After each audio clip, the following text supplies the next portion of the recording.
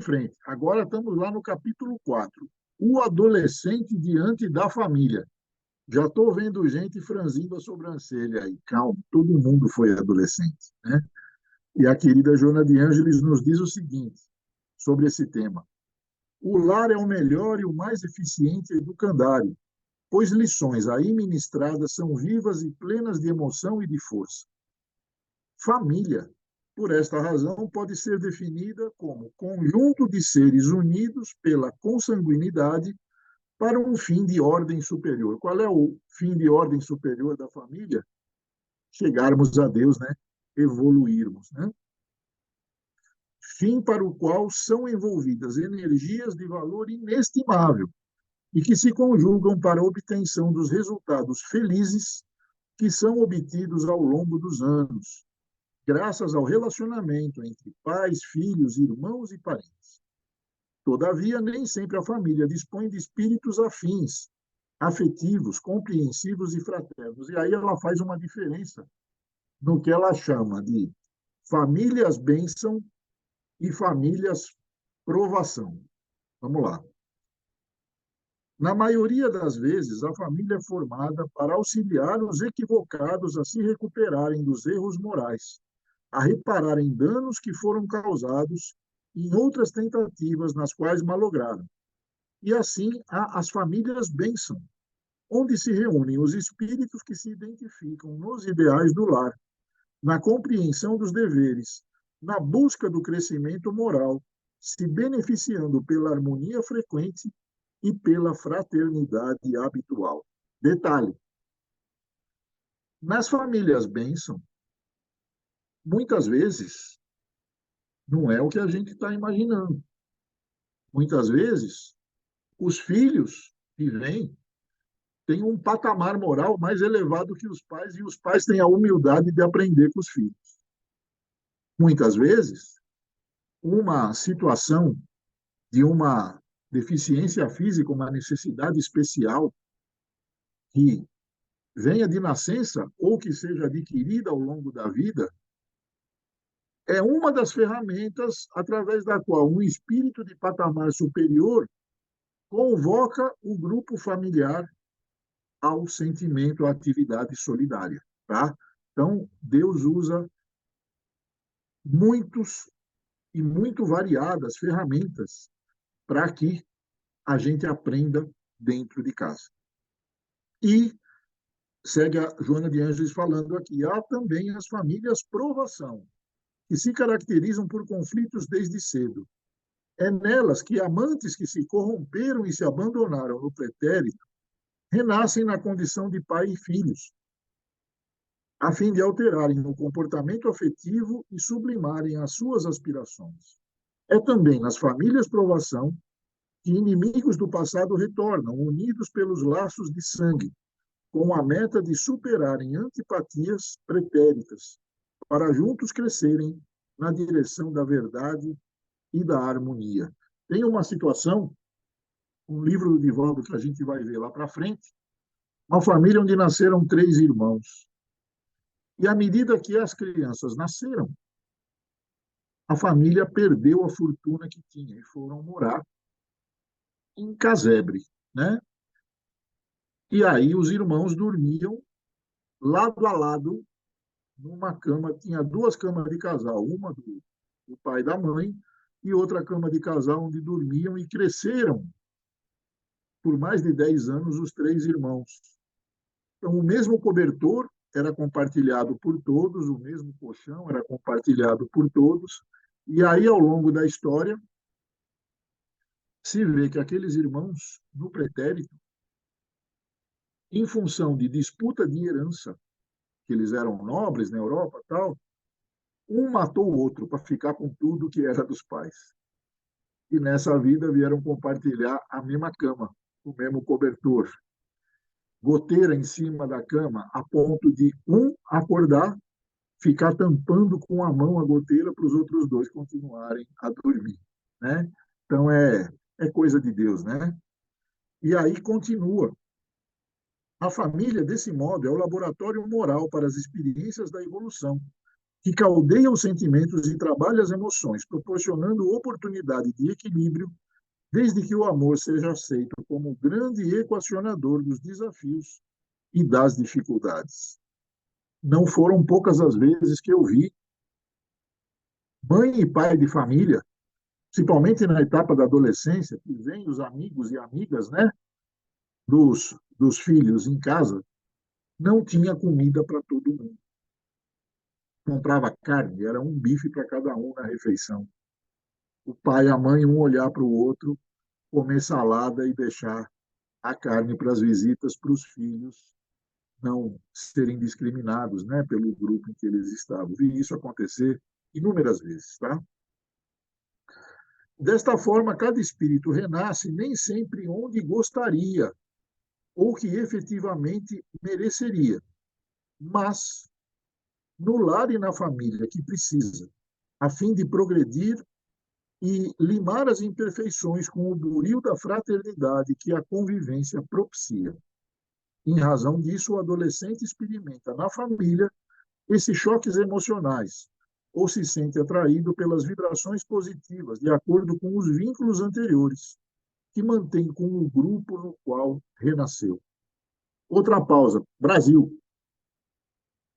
Aqui, um país de imigrantes. Então, quantas vezes litígios, guerras, perseguições, mundo afora? Então, quem foi da Alemanha nazista teve os filhos que imigraram para o Brasil. Quem foi da Polônia, sacrificada pelo nazismo, veio para o Brasil. Antigos inimigos, por questão de discriminação racial, religiosa, renasceram aqui e se casaram. E tiveram famílias que passaram a entender melhor a história do passado. Quer dizer, é coisa de Deus. Então, muitas vezes, um é muçulmano, outro é cristão, o pessoal se matou lá nas cruzadas. Aqui renasce e aprende a conviver. Daí a importância dessa amnésia temporária que Deus propicia para a gente. Já pensou se cada um nascesse lembrando do pretérito? Ia continuar amigo de quem foi amigo, ia continuar querendo matar com quem já tentou matar lá para trás. Então, daí a gente, através dessa amnésia temporária, a gente tem a nossa alma uma ferramenta a mais para progredir na direção de Deus, né? E aí, segue a Joana de Ângeles dizendo: a aceitação ou repulsão irá afetar de maneira muito significativa o comportamento atual de cada um, exigindo, quando negativa, terapia especializada no jovem, grande esforço do paciente, a fim de se ajustar à sociedade em que vive, que lhe parecerá sempre um reflexo do que aprendeu no ninho doméstico. Já a família equilibrada, isto é, estruturada, com respeito e amor, é fundamental para a construção de uma sociedade justa e feliz. Os pais devem se unir a fim de oferecerem segurança psicológica e física a seus filhos e filhas. Os divórcios e as separações, legais ou não, com suas altas estatísticas, tornam evidente a indiferença e o egoísmo que destroem a família, produzindo as tristes gerações dos órfãos de pais vivos, ou ainda de pais que tiveram a convivência com os filhos e filhas alienada e excluída, como ferramenta de vinganças variadas, iniciadas com o divórcio, causando nos jovens danos psíquicos e desequilíbrios variados, muitas vezes de longa duração. O adolescente que vive em um lar desajustado naturalmente experimenta as consequências nefastas da agressividade e da insegurança que ali ocorrem, ora escondendo suas emoções, ora extravasando, mesmo que seja através da violência desproporcional contra si mesmo, ao desenvolver vícios, compulsões nocivas e mesmo a automutilação. Apesar disso, cabe ao adolescente compreender a situação real do ambiente em que vive, mantendo-se longe de quaisquer artifícios de fuga ou de alienação, e se esforçar para progredir com dignidade, reconhecendo que os familiares envolvidos nas lutas infelizes são seres enfermos que se negam à terapia da transformação moral. Auxiliar os mais velhos da família é o pesado desafio enfrentado por muitos jovens, pois a ordem natural dos grupos sociais é que os mais experientes compreendam e orientem os mais novos. Mas a vida em família oferece condições educativas tanto aos mais jovens como aos mais velhos. Mas toda semente de educação só germina no solo onde exista boa vontade para aprender e humildade para reconhecer que somos todos aperfeiçoáveis. Legal. Por estas razões, não é de estranhar que a história humana tenha registrado o exemplo de homens e mulheres notáveis, que, mesmo tendo nascido em lares modestos, em meios agressivos ou em famílias degeneradas, superaram os limites, as dificuldades impostas, conseguindo atingir as metas para as quais reencarnaram. E aí cito aqui algumas biografias, né?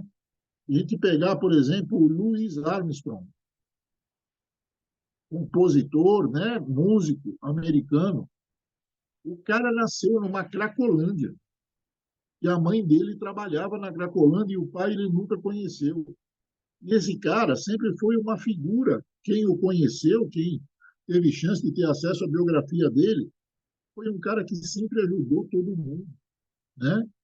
Se a gente pegar o Martin Luther King, apesar do pai dele ser pastor, ele teve uma infância super castradora e se tornou um cara que é um ícone até hoje, uma fonte de inspiração para as pessoas de todos os tempos, né? Tem um outro cara, a gente pega na história inglesa, da Marinha Inglesa, o Almirante Nelson. Né? O nome dele era Horatio Nelson. Teve uma infância também daquelas, pai alcoólatra, mãe viciada, tal, e o cara se tornou almirante na Marinha Inglesa, apesar de ter um braço só, né? Mas, presentemente, tem um camarada aí, que eu não sei se todos conhecem, a história familiar dele, Cristiano Ronaldo, filho de pai alcoólatra, não conheceu a mãe, um irmão drogado, e o cara é um exemplo de atleta, e quem já fez negócios com ele falou, pô, nem com parentes eu consegui fazer negócios onde eu contei com tanta compreensão e benevolência. Cristiano Ronaldo, está aí. Né?